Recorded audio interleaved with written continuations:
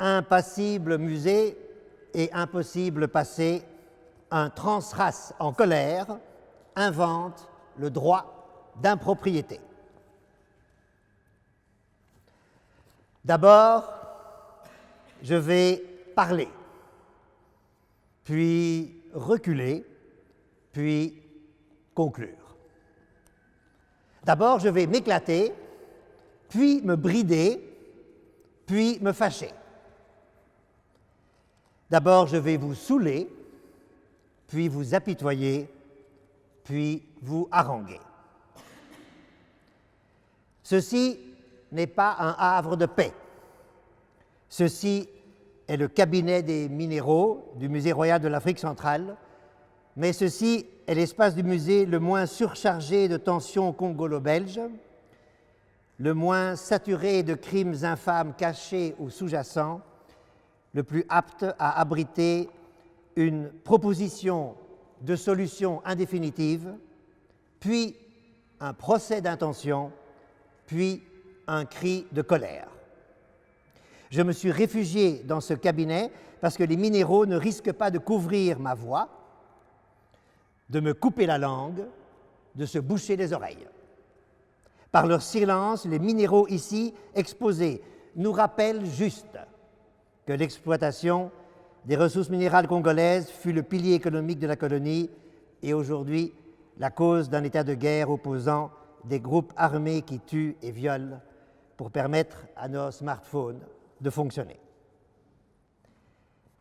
À l'opposé du règne animal et infernalement humain et du règne végétal et bêtement organique, le règne minéral est associé aux idées d'immobilité, de froideur et d'éclat. Je serai donc dans ce cabinet des minéraux parfaitement immobile, froid et éclatant. Cette posture tactique est la seule qui vaille à court, moyen et long terme, car la décolonisation est à la fois un art martial, un fiasco garanti et un processus infini. L'impropriété, c'est quand se superpose à la propriété strictement juridique des propriétés additionnelles, soit contraires, soit complémentaires. La propriété morale, sentimentale ou émotionnelle, la propriété historique, artistique ou nationale, la propriété ethnique, anonyme, communautaire. L'impropriété, c'est quand la polysémie de l'objet rend sa nature indécidable, son interprétation polémique, sa définition impossible. L'impropriété, c'est quand la propriété légale n'empêche pas la dépossession partielle, l'illégitimité possible, voire la nullité juridique. Quand il y a impropriété, l'objet a autant de définitions que de prétendants à l'héritage. Quand il y a impropriété, les prétendants ont chacun d'excellents arguments pour fonder l'exclusivité de leurs droits sur l'objet. Quand il y a impropriété, aucun arrangement à l'amiable n'est envisageable, faute d'un terrain d'entente sur l'objet en question et la légitimité des prétendants. Dès qu'on ne parle pas de la même chose et ne parle pas la même langue, l'impropriété est manifeste. Dès qu'il n'y a ni médiation, ni tribunal, ni compromis possible, l'impropriété est signifiée. Dès que toute tentative d'avancer vers une conciliation est jugée d'entrée de jeu nulle et non avenue, en l'occurrence par des représentants de la diaspora afrodescendante et avant même l'inauguration du nouveau MRAC, le Musée royal de l'Afrique centrale, officiellement engagé dans la voie de sa décolonisation. L'impropriété est avérée.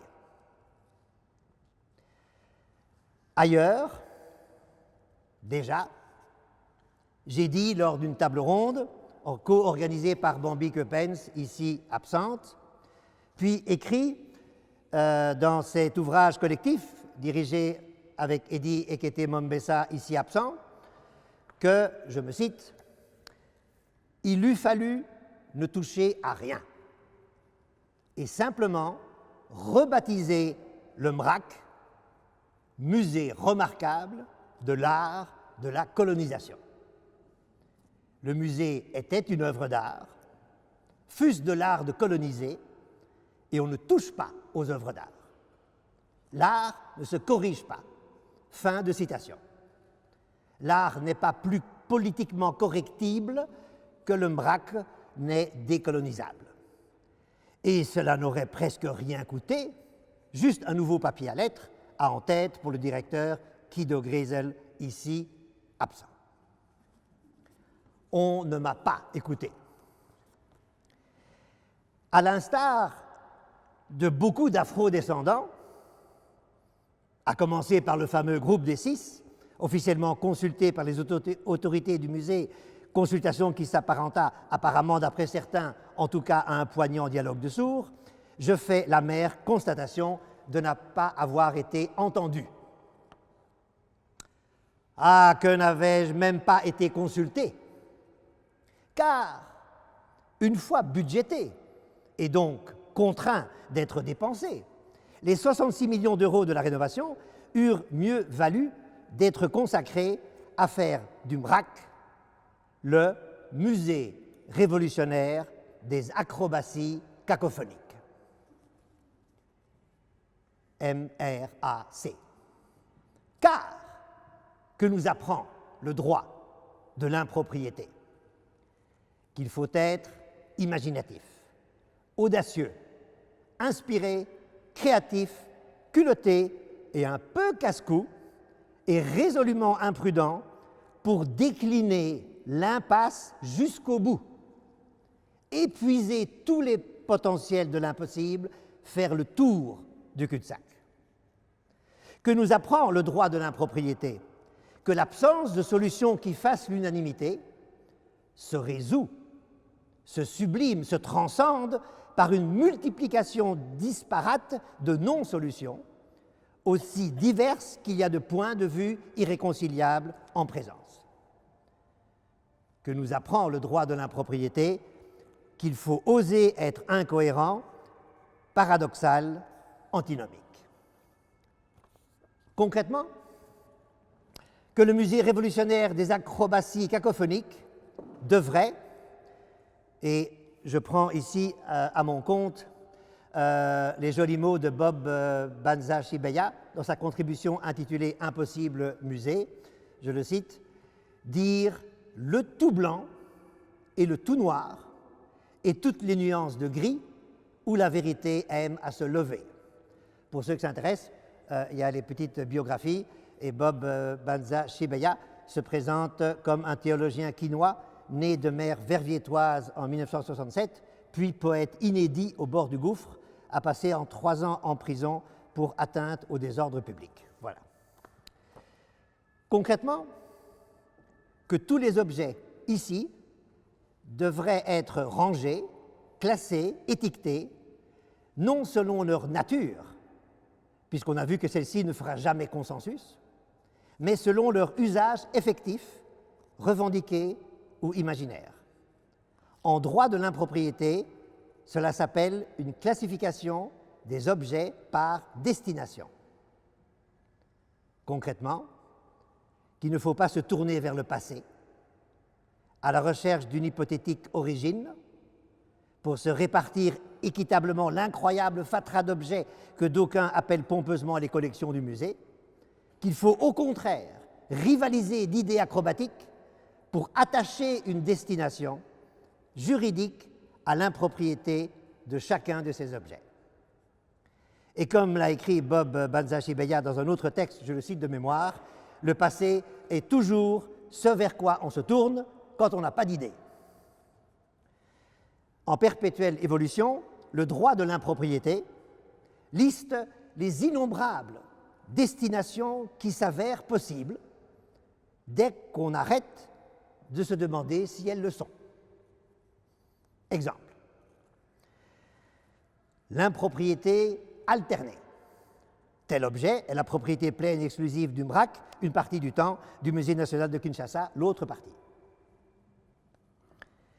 L'impropriété différenciée de type 1.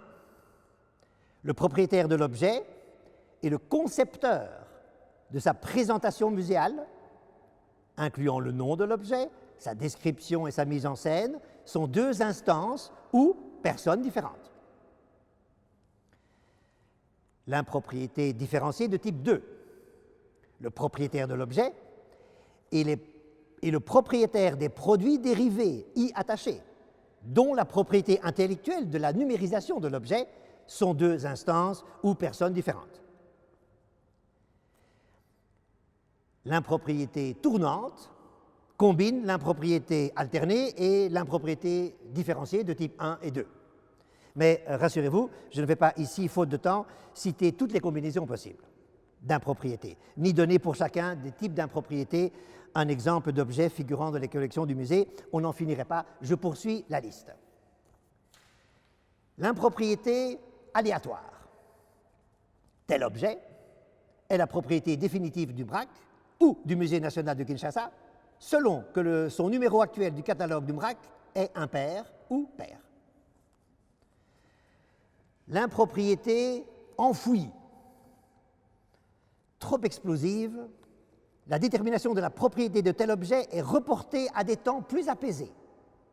Et de commun accord, l'objet dûment emballé pour le conserver intact est enterré pour une période d'au moins un siècle. L'impropriété renoncée. Trop banale de la vie générale, de toutes les parties en présence, tel objet est proposé dans une donnerie, recyclé dans un parc à conteneurs ou offert comme lot de tombola en faveur d'une œuvre de charité. L'impropriété inusable. Tel objet est prêté gratuitement et jusqu'à la fin des temps, à charge du détenteur d'en assurer la parfaite conservation. L'impropriété achevée. Tel objet change de propriétaire. Dans le langage courant, c'est-à-dire décolonial, on parle de restitution. L'impropriété déléguée. Tel objet est décrété appartenir au patrimoine mondial matériel ou immatériel de l'humanité et sa garde confiée au casque bleu des Nations Unies. L'impropriété abolie.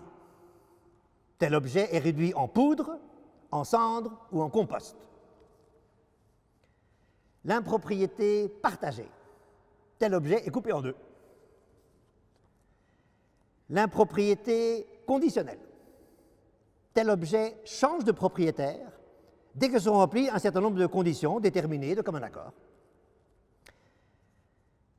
L'impropriété échangée de type 1.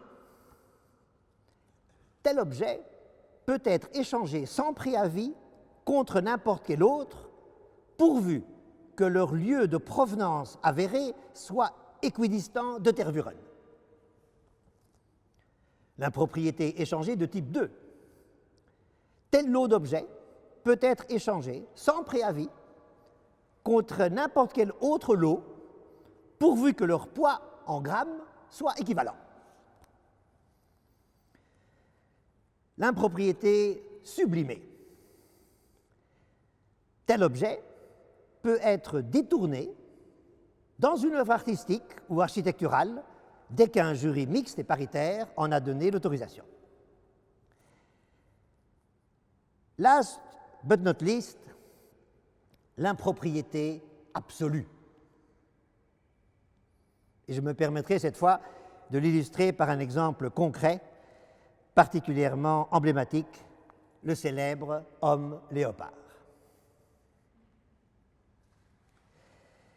Vous le savez, suite à la réorganisation du musée, la statue dite de l'homme léopard a été remisée dans le salon des réfugiés, parfois appelé simplement le dépôt des sculptures, même si le nom de la salle est en français hors jeu. L'impropriété me semble un concept tout à fait fécond. Pourquoi? Parce que c'est un concept intermédiaire. Ça fait écho pour moi à l'intranquillité de Pessoa, qui est ni un état d'inquiétude, ni un état de sérénité totale.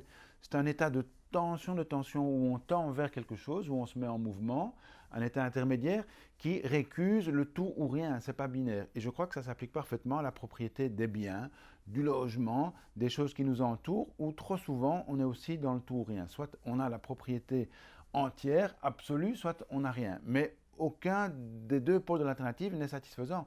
Avoir la propriété entière de tout, ce n'est pas intéressant, parce qu'alors on peut abuser de sa propriété, on peut laisser des logements vides, la propriété privée devient propriété privante pour autrui, ce n'est pas intéressant, et n'avoir rien n'est pas intéressant non plus, parce que la propriété, quelque part, est un vecteur d'estime de soi, un vecteur d'insertion dans la société, donc il faut le promouvoir. Donc je cherche aussi pour la propriété des choses, des objets, un état intermédiaire qui peut se manifester sous une double dimension. La première, c'est d'assigner des finalités extérieures au droit de propriété. La propriété n'est pas uniquement une prérogative égoïste, mais c'est une propriété qui aussi doit servir des fins plus altruistes, des fins plus collectives. Et à défaut de remplir ces fins, on est déchu de son droit. Et l'autre dimension, c'est plutôt une dimension en termes de contenu du panier de prérogatives conférées aux propriétaires, c'est-à-dire qu'on ne doit pas être propriétaire, par exemple, du sol. On peut très bien habiter, être propriétaire du bâtiment sans être propriétaire du sol. Et par ailleurs, on gagne alors des avantages en termes fiscaux. C'est exactement ce que font les occupants d'un Community Land Trust. Ils ne sont pas occupants du sol, mais ils peuvent habiter comme propriétaires pendant 50 ans, propriétaires du bâti. C'est ce qu'on appelle les démembrements du droit de propriété. Moi, je pousse évidemment ce genre de solutions-là qui sont à l'avantage mutuel. Et donc, en conclusion, la propriété, c'est un droit artichaut, comme je le dis, c'est-à-dire un droit dont on peut enlever les feuilles, qu'on peut moduler, sans pour autant toucher au cœur même du droit, au cœur même de l'artichaut, qui reste absolument intangible. Et l'intranquillité, l'impropriété, tout ça, ce sont des concepts qui nous invitent à voir au-delà des catégories un petit peu binaires et intanges, raison pour laquelle je valide entièrement ce concept d'impropriété. Last but not least, l'impropriété absolue.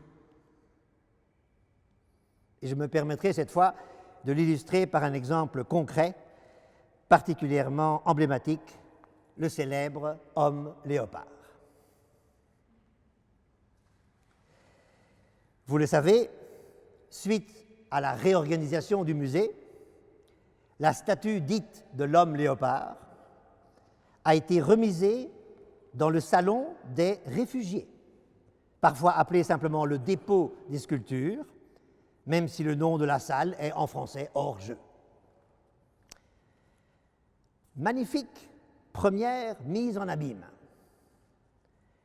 L'inestimable valeur pédagogique du dépôt, surtout dans une perspective décoloniale, garantit sa permanence dans le musée, quand bien même il est précisé dès l'entrée que les objets y figurant n'ont plus leur place aujourd'hui dans l'exposition permanente. Jolie manière de sortir tout en restant dedans, chapeau.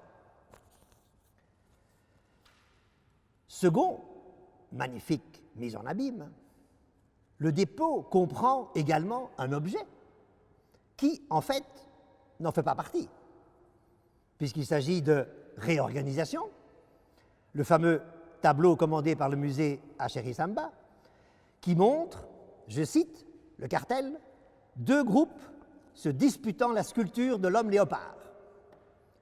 Les Congolais qui veulent que la sculpture quitte le musée et le personnel qui souhaite au contraire l'y retenir.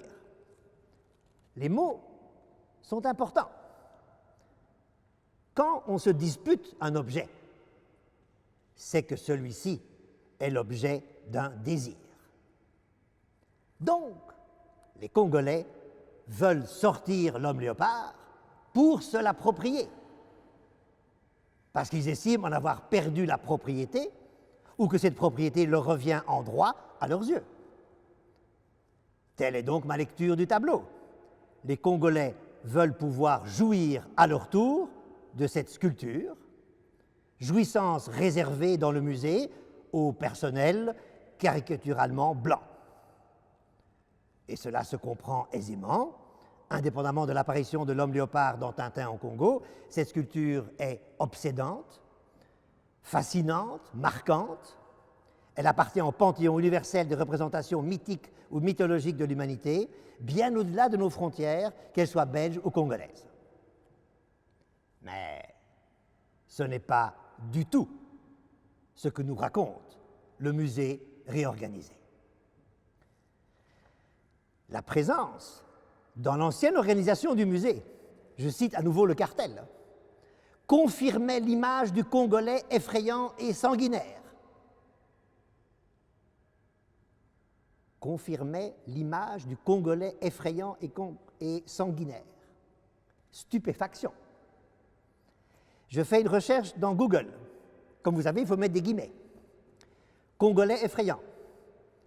0 résultat. 0. Tout Google. Congolais effrayant au pluriel. 0 résultat. Congolais sanguinaire. 5 résultats, dont 3 pour Joseph Kabila. Et Congolais sanguinaire au pluriel, 2 résultats, dont un sur un forum où il est marqué Congolais sanguinaire, on ne comprend pas. D'où vient cette prétendue image du Congolais effrayant et sanguinaire? Cette légende au sens triste d'affabulation. Une petite théorie de Bob Banza Shibeya, encore lui, perce peut-être ce mystère. Plus les membres d'un groupe, quel que soit ce groupe, se considèrent, fût-ce à tort bien sûr, inférieurs, mineurs ou subalternes, plus ils prennent négativement ou de travers ce qui est rapporté d'eux. Et plus ils perçoivent négativement ou de travers ce qui est rapporté d'eux, plus ils imaginent que ce qu'ils croient perçu négativement ou de travers se généralise à tous les membres du groupe. À méditer. C'est la théorie de Bob Banza Shibeya. Que nous dit le tableau magnifique de Chéri Samba? Que l'impropriété absolue qui frappe l'homme léopard avait une solution, qui n'était pas son confinement incongru dans le dépôt des sculptures, mais, comme sur le tableau, l'installation déséquilibrée, mais consolidée par la dernière technologie de pointe de la meilleure muséologie mondiale, de son fac-similé en résine sur les marches de l'entrée du musée révolutionnaire des acrobaties cacophoniques. Il n'est pas trop tard, Monsieur Grézel, de corriger cet aspect de votre réorganisation, mais il est temps. D'autant que cela n'aura échappé à personne, sont identiques à 2 petites lettres près, les mots Léopard et Léopold. Grâce à cet acte fort, votre musée devrait, monsieur le directeur, être un peu moins le punching ball de la diaspora, le temple du ressentiment, la cible de toutes les frustrations afro-descendantes. Je ne suis pas d'accord avec votre interprétation. On a demandé à M. Chéri Samba de faire une peinture en 2002, donc bien 16 ans avant notre réouverture, comment il voyait le projet de rénovation. Il a fait cette peinture avec l'homme Aniota, donc l'homme léopard. Pour lui, l'homme léopard, c'était le symbole de l'oppression coloniale. Donc il y a les Blancs qui essaient à le garder dans le musée, il y a les Africains qui essaient à l'enlever.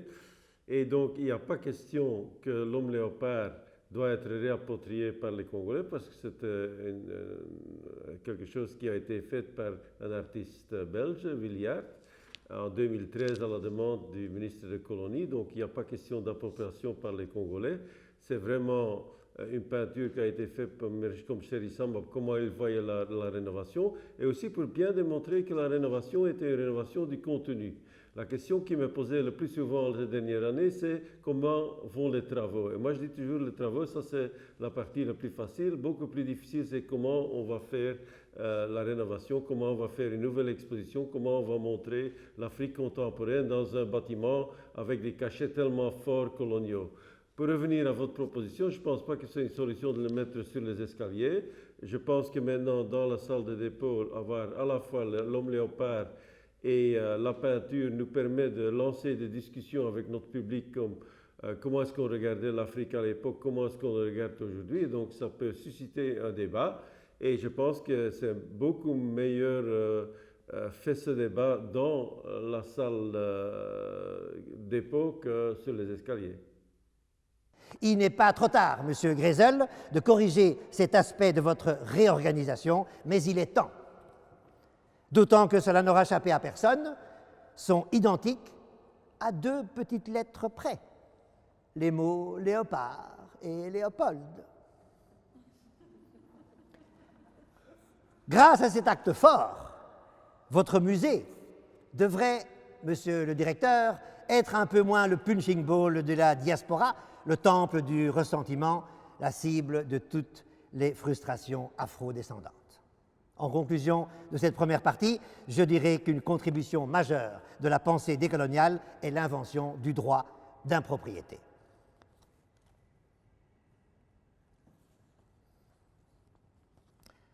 Je retire tout ce que j'ai dit.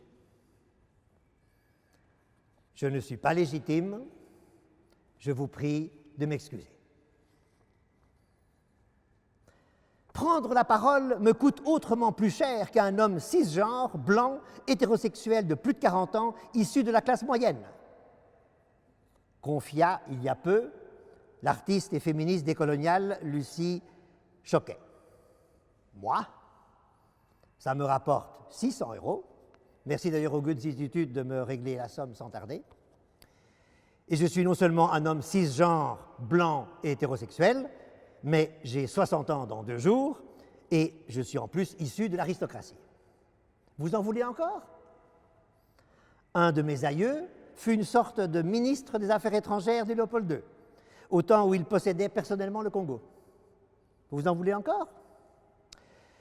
Je suis trop universaliste, c'est-à-dire européocentré, trop écrasant, c'est-à-dire intellectuellement armé, trop sophistiqué, c'est-à-dire impérialistement malin.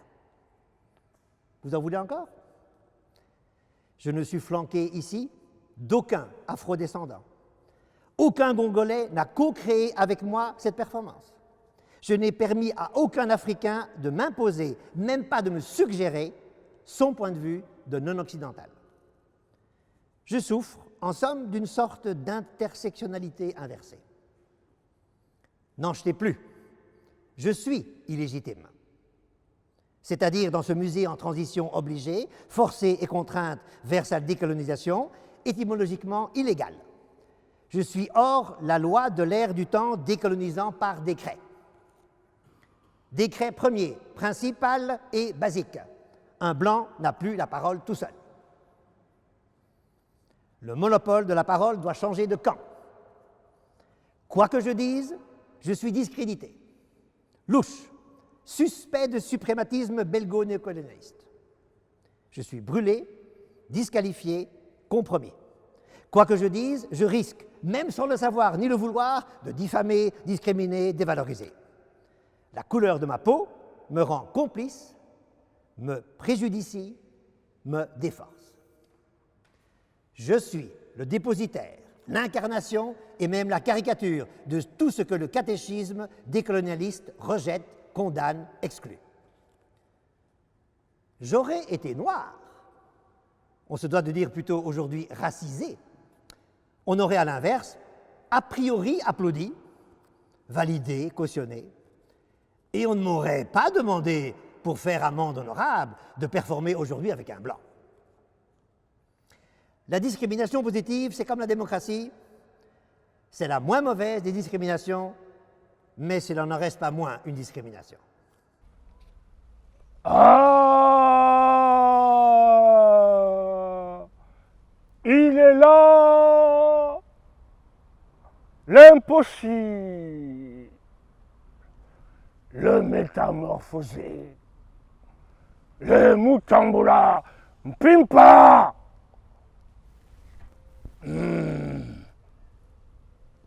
Laurent Durcel, comte du sel. Peux-tu être légitime.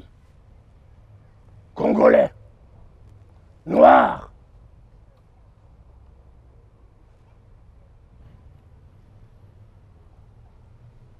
es-tu un homme d'abord?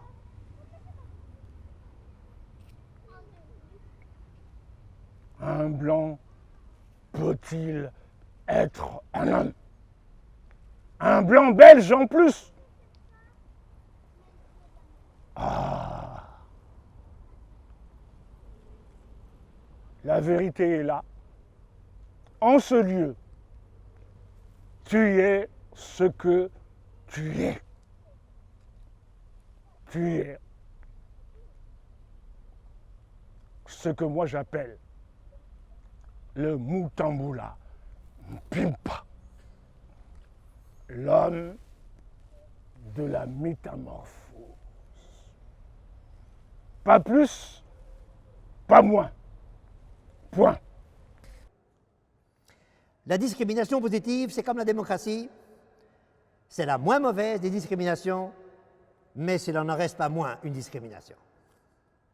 Assigné à la blancheur de ma peau, à la blanchitude de ma prétendue essence, à la blanchité de mon capital économique, social et culturel, je suis discrédité et sans crédit on est fauché et la grande faucheuse, c'est la mort.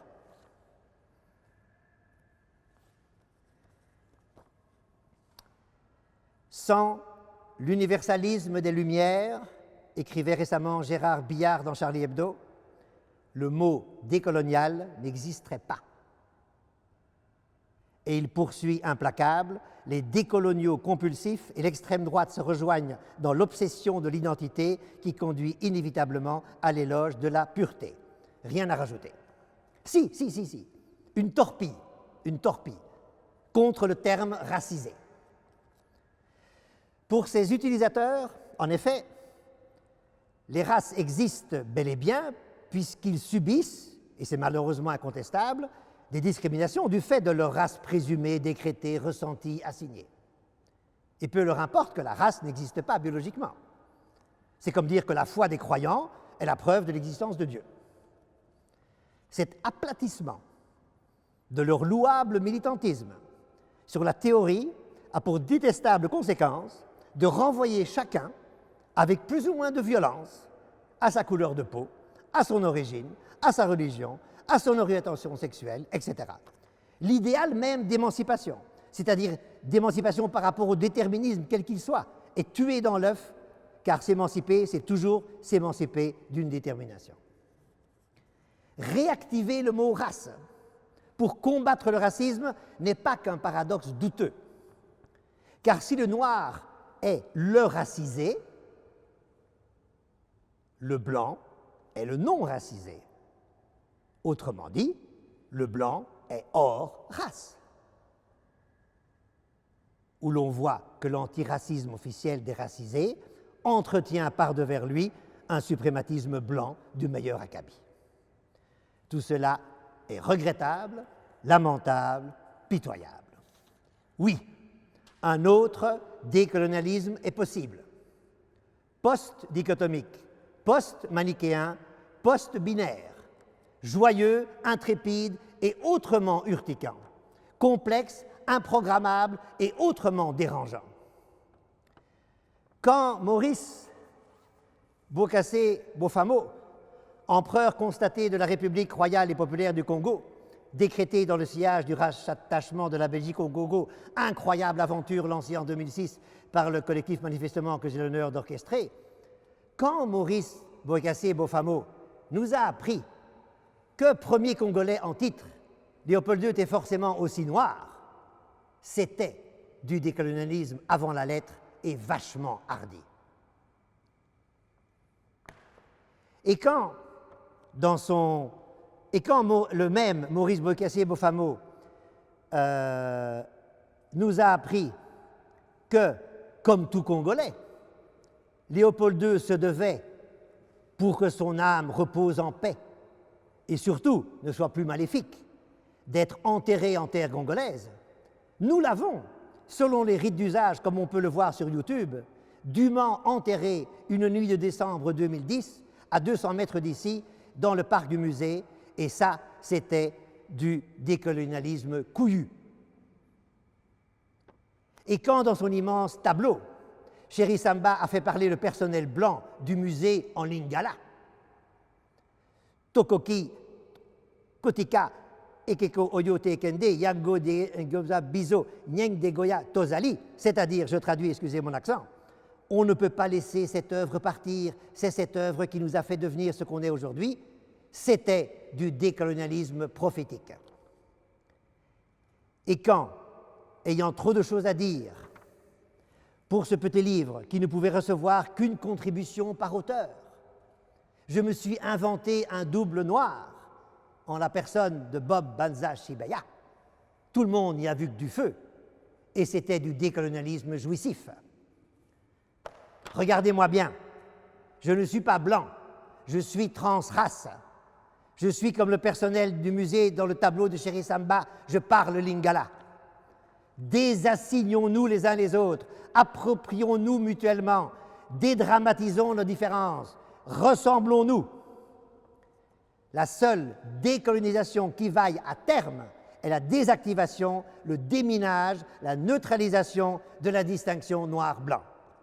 Il ne suffit pas de déconstruire les stéréotypes, il faut construire autre chose. Il ne suffit pas de déjouer les dispositifs néocoloniaux, il faut jouer une autre partition. Il ne suffit pas de mettre le doigt où ça fait mal, il faut le mettre où ça jouit. Nous sommes tous les affreux descendants de l'inanité d'être soi. Vive le musée révolutionnaire des acrobaties cacophoniques.